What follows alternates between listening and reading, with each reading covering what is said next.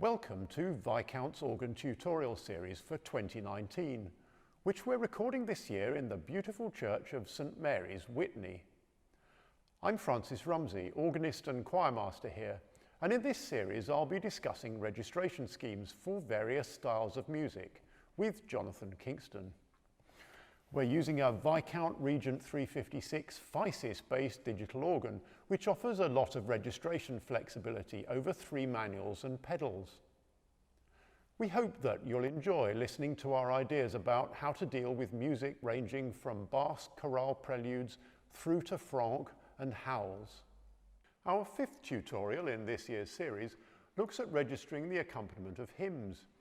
Accompanying hymns is many organists' primary role, and feedback suggests that a number of you would like to hear a bit more about this. We've chosen 3 hymns: Praise My Soul, Dear Lord and Father, and the more recent song, I the Lord of Sea and Sky, to give us a basis for discussing things like registration of playovers, verse contrasts, word painting, and last verses. But first, Jonathan, what's your position on that hoary chestnut of how robustly to accompany hymns? How can we help people to sing in church? Well, I think that's the most important question, actually. We are here to help people sing and to support them in that.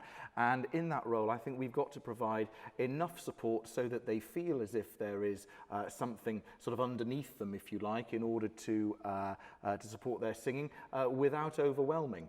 To that end, again, depending on the size of the instrument and the acoustic and the building in which you're playing, certainly for a hymn such as Praise My Soul, the great diapasons coupled to swell to 2 foot with the oboe would be a good starting point. Okay, so how would you play this over then before starting the first verse? Would you use a different registration for the playover? Quite possibly. I think it would be certainly worth bearing in mind that at whatever volume you decide to play the playover, depending on how full your church is and how exuberant the first hymn is going to be, you want to give a little more.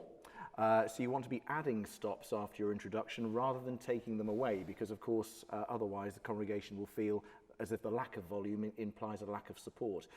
So I'm going to play over the introduction to this hymn on great 8 and 4 foot diapasons with the swell to 2 foot plus the oboe, pedal to balance, and then I'll add a little more during verse 1. So we just begin verse 1 then? Yes. Yeah.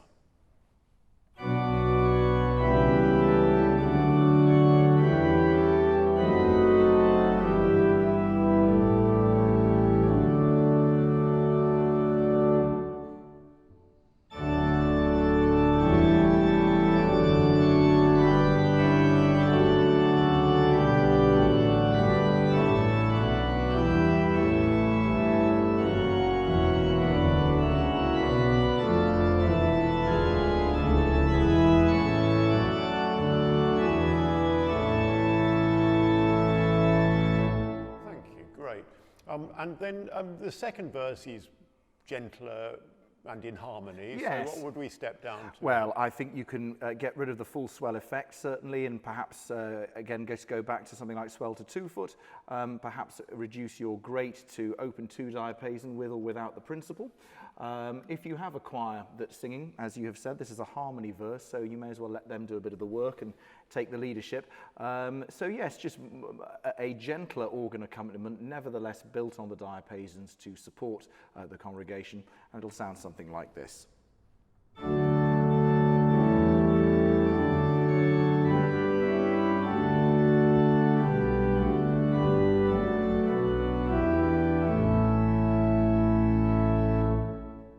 Right, and then the third verse, we've got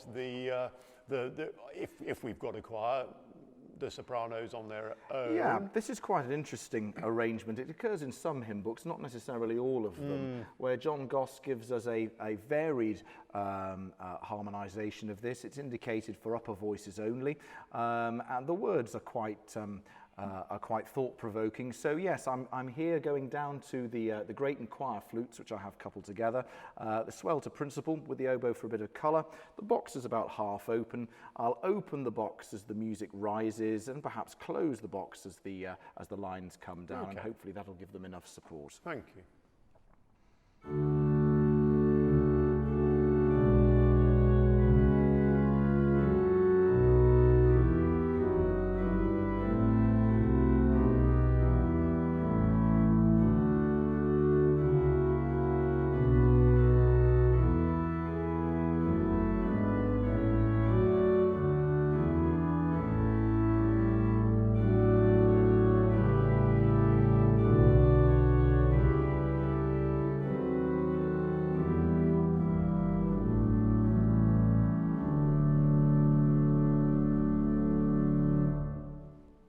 thank you. And then just a few words about what we might do in the last verse. I mean, I suppose it's fairly obvious it's a last verse. If your church has hearty singing and your choir is also going for it, then I think you should absolutely come to the fore and give it something fairly substantial. So full swell, which again you can temper with the position of the swell box. Great to 15th, perhaps with the number 1 diapason and possibly the double as well if you so wish. And then just before the final Alleluias come in, if you have a nice pedal reed, you could bring that into play there as well.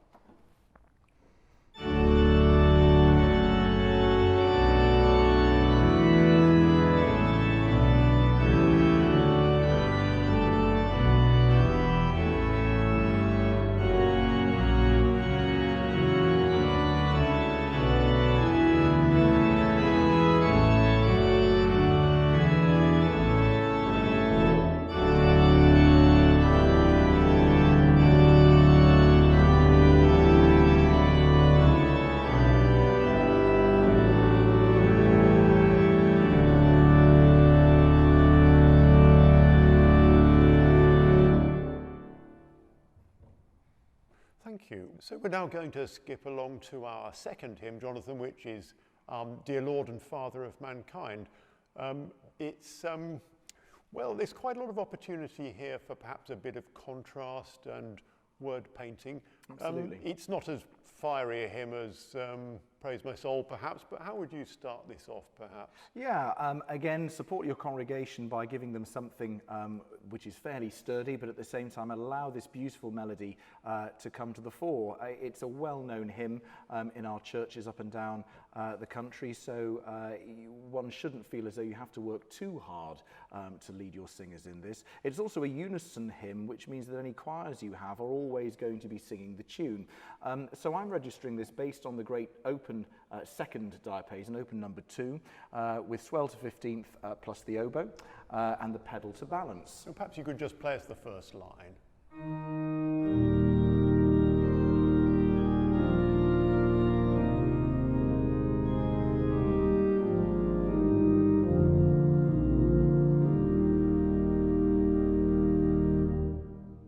Thanks. And so thinking about the verses that follow, yes. I mean, I'm not going to go through all of them, but Sure. if we just look at perhaps one of the intervening verses, what might we do to contrast that? Yeah, I mean, you have to be, one always has to be led by the hymn writer's sentiments. And if you look, for example, at verse 3, O Sabbath rests by Galilee and calm of hills above, that would imply, as far as the organ is concerned, that you might want to take things down a level. So we're going to reduce the swell to take away the oboe and the brightness of the upper work. We'll replace the great open number 2 with the flutes 8 and 4, perhaps just couple the choir flutes through as well, and reduce the pedal to get rid of some of the boominess of the open metal so that we're just down to pedal flutes.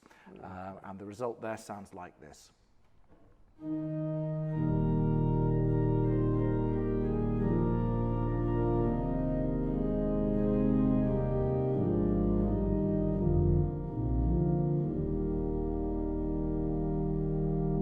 Thanks. And then moving on to the last verse, there's a bit of drama in the last verse, which absolutely. we can sometimes milk a bit, I think. That's right. One's got to remember that through all the crescendo, if you are bringing on registers and opening the swell box to its fullest capacity, the last line is something of a surprise for organists. So still small voice of calm. One has to make sure that the instrument is set up to get rid of some of those registers so that the hymn finishes in a calm manner that, of course, befits the words. Perhaps if I play you from the middle of the hymn to include a crescendo and then take some registers away. Yeah, that'll be fine. Okay. So I'm going up to full swell here, great to 15th.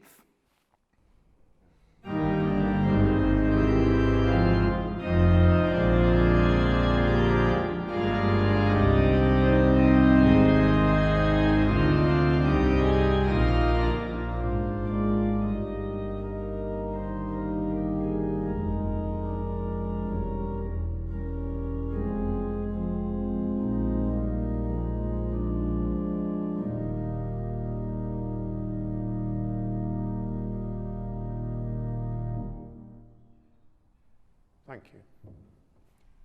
finally, we thought it might be interesting to look at a more modern hymn, I, the Lord of Sea and Sky, to look at how this might be registered on the organ. What do you think, Jonathan? Can we do something useful here? Yeah, this poses a few challenges that perhaps some of the more traditional hymns don't give us. The melody starts on the offbeat, so I think your articulation needs to be suitably strong to give people the confidence to go with you there. I tend to focus on brightness here. I've got the swell up to mixture with the oboe, the great to principal for some sort of playover, and then into verse 1 it may be that I add the great 15th or even a smaller mixture to take people along with me. Okay.